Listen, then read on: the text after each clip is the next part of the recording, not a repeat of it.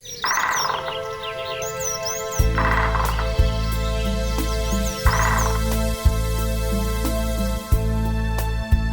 pics possèdent un bec puissant en forme de ciseau, conçu pour percer le bois. Ce bec est souvent droit et pointu.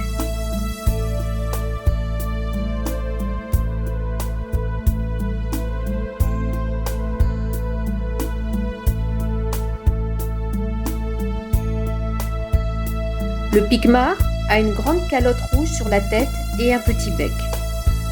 Le dessous de la queue est rose.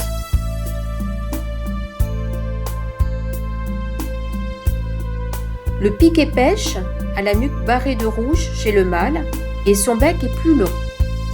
Il a une moustache noire rattachée au bec et le dessous de la queue est rouge.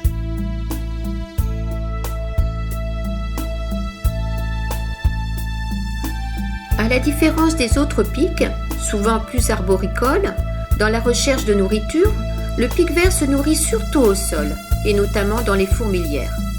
Il utilise sa langue de près de 10 cm pour consommer les larves et adultes de fourmis.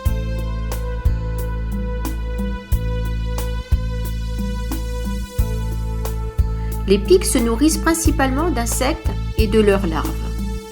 Ils peuvent piquer un arbre jusqu'à 20 fois par seconde et ils font généralement jusqu'à 12 000 frappes par jour. En automne et en hiver, les pics se nourrissent volontiers de noix et de noisettes qu'ils orientent de façon très précise pour les ouvrir. Ils les coincent dans une cavité, une fissure ou une fourche formée entre deux branches.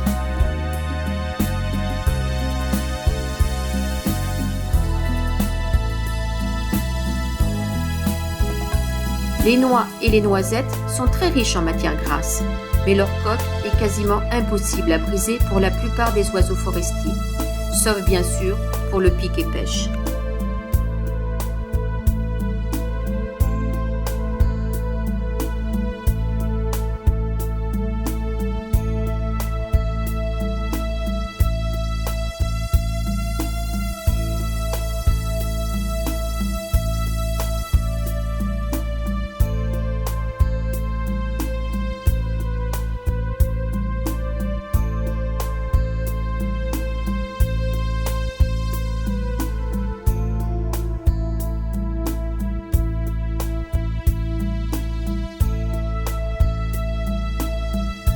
Au mois de mai, les parents pics ont beaucoup à faire pour nourrir les petits.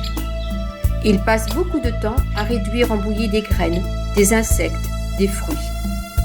Puis ils donnent cette pâtée aux oisillons affamés.